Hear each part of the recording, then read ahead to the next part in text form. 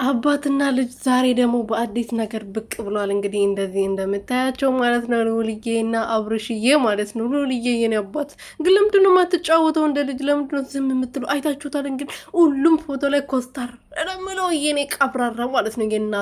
የእናቱ ልጅ ከሆነክ ልውልዬ ፈጣሪ ይጠብቅ። እንግዲህ ያው ሰሞኑን ብዙ ነገር እየተፈጠረ ነው። አብርሽ ደህና አይደለም እየተባለ ነው። አብርሽ ደግሞ እሺ ደህና ሰው የማይሆነው ማለት ነው አንዴ ቪዲዮ ላይ ስቃል፣ አንደኛው ፎቶ ላይ ስቃል፣ አንደኛው ላይ እየታመመ ያዘነ ይመስላል፣ ትክዝላል። ትላንትና ከትላንት ወዲያ ደህና ነበረ። ትላንትና ደግሞ ሲመጣ ሜሪ ጋር ስደርስ በቃ ምንም እንደማይናገር ቀለበቱን አምጣ አውልቂ አምጪ ነው ያላት አይደል? እንደዛ ጋር እየሰማን አይደል? እንደ በግዳል እንደ ቀለበቱን አውልቂ ብሎ ያስወለቃት።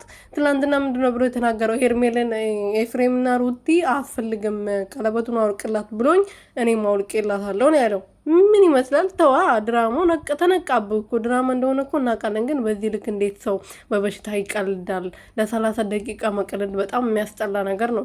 የሆነ ነገር ብትሆንስ? የሆነ ነገር እውነት ቢደረግብስ? አረ ለማንኛውም ንቁ፣ ከእንቅልፋችሁ ክብራችሁን አስጠብቁ። ከዚህ በላይ አትጃጃሉብን። ግን ይሄ በሽታ ምናምን የምትሉት ነገር በጣም ነው ያስጠላኝ። እኔ እናንተ ሩቲ ልዑልዬ አብርሽ አንድ ላይ በመሆናቸው እነሱን በማየቴ በጣም ደስተኛ ነኝ። ግን እንደዚህ በሽታ ምናምን መታት የሚሉት ነገር በጣም ነው ያስጠላኝ። ሰላም ቤተሰቦቼ እንዴት ናችሁልኝ? እኔ በጣም ደህና ነኝ፣ እግዚአብሔር ይመስገን።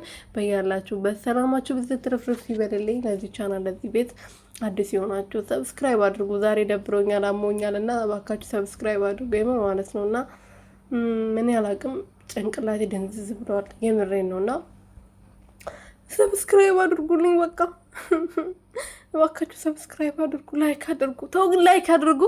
እና አብርሃም ወደ ራስ ተመለስ፣ ይበቃል። ከዚህ በላይ 15 ቀን አጃጅ አልከን፣ ታመም ያለው አልክ፣ 4 ቀን ተሻረክ፣ በቃ ተሽሎኛል በል።